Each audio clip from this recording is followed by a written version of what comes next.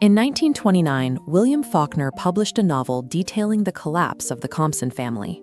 Once aristocratic giants of the American South, the Compsons of the early 20th century are rotting from the inside out. Their sprawling family estate is slowly being sold off piece by piece to pay for college tuition and mounting debts. The patriarch, Jason Compson III, is a cynical alcoholic, drinking himself to death, while his wife, Caroline, retreats into cold hypochondria, actively withholding affection from her children. The true catalyst for the family's final destruction is their only daughter, Candace, known as Caddy. She rebels against the strict, suffocating expectations of Southern purity, eventually becoming pregnant out of wedlock and suffering permanent banishment. Caddy is the center of the Compson universe, the gravitational pull around which every other character orbits. Yet Faulkner never gives her a voice. She is completely absent as a narrator. Instead, we experience her tragedy through a narrative technique called stream of consciousness. This literary style attempts to capture the unfiltered, chaotic flow of a character's internal thoughts. Faulkner filters the story through 4 highly unreliable witnesses, 3 broken brothers and 1 loyal servant. By removing the central subject, the novel forces us to piece together Caddy's life through lenses distorted by obsession, idiocy, and rage. It asks us how we can ever uncover an objective truth when every witness to a tragedy is trapped within their own delusions. The first perspective belongs to 33-year-old Benji, the intellectually disabled youngest brother. In his mind, the concept of linear time simply does not exist. He does not remember the past, he relives it. A sensory trigger, like snagging his clothes on a nail, will plunge him instantly from a cold day in 1928 right back to a summer afternoon playing in the water with Caddy in 1898, experiencing both moments simultaneously. Philosophically, Benji's perspective represents a Dionysian reality. The Dionysian is a philosophical concept derived from the Greek god of wine, representing pure, chaotic emotion and unbound sensory experience rather than logic.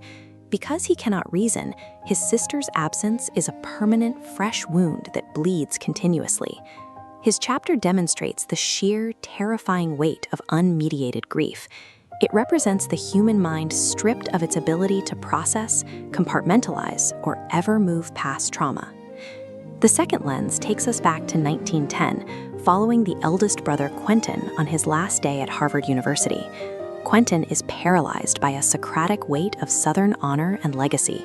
The Socratic perspective, named after the Greek philosopher, attempts to master and order the world entirely through strict logic, reason, and moral categorization. Quentin projects these rigid, dead codes onto his sister Caddy, developing a near-incestuous obsession with her physical purity. When she embraces her own sexuality, it destroys his carefully constructed intellectual framework of what a Southern aristocrat is supposed to be. Unable to reconcile reality with his ideals, Quentin attempts to literally kill time. He twists the hands off his grandfather's pocket watch, trying to sever his connection to an inherited past that brings him nothing but despair. The ticking continues anyway. Driven mad by the inescapable march of time and his own powerlessness, he drowns himself in the Charles River. Quentin's suicide is the ultimate act of intellectual surrender. He embodies an aristocracy so tethered to dead myths that it actively chooses self-annihilation rather than adapting to a modern, changing world. The third section abruptly shifts to Good Friday in 1928, near rationality. He exacts his revenge practically. He assumes control of the Compson household as Caddy sends for her illegitimate daughter, Miss Quentin, building his own private wealth through fraud. Jason embraces an absolute nihilism. Nihilism is the philosophical belief that life is entirely without intrinsic value, meaning, or moral purpose, leaving only the pursuit of self-interest. But even this ruthless pragmatism fails him when his niece ultimately breaks into his room, steals back the stolen money, and flees in the middle of the night. Jason believes he is the only sane Compson, a master of logic and control. Yet his obsessive cruelty leaves him alone, furious, and outwitted, proving that his rational malice is just as delusional and destructive as the madness of his brothers. Faulkner's final section steps outside the Compson compass entirely. The narrative pulls back into a third-person omniscient perspective, focusing heavily on Dilsey, the black matriarch who has cooked and cared for the family for decades. While the white Compsons disintegrate in their rotting mansion, Dilsey walks to the local black church on Easter Sunday. She sits through a grueling, transcendent sermon, openly weeping as she feels the collective spiritual weight of her community. She acts as the novel's middle voice. The middle voice is a grammatical and literary position where a subject is deeply involved in a traumatic event without being its direct cause or a helpless victim.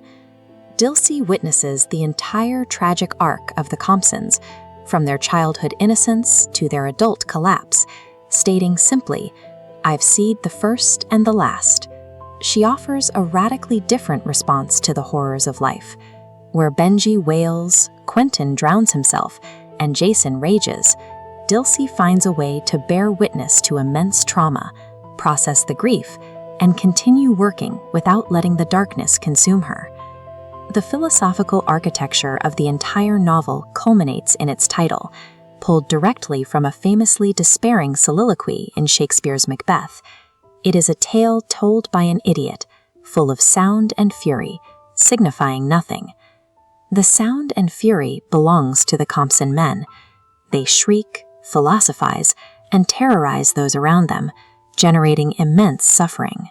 Yet all this noise achieves nothing because they are entirely consumed by their own bruised egos and the hollow, unyielding weight of their Southern past.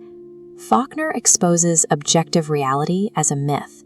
Every human is inescapably isolated, interpreting the exact same events through the entirely separate, distorted prisms of their own subjective stream of consciousness.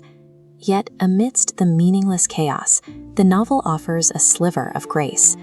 When existence itself is a barrage of sound and fury, the highest possible triumph of the human spirit is the empathy and resilience required to simply endure.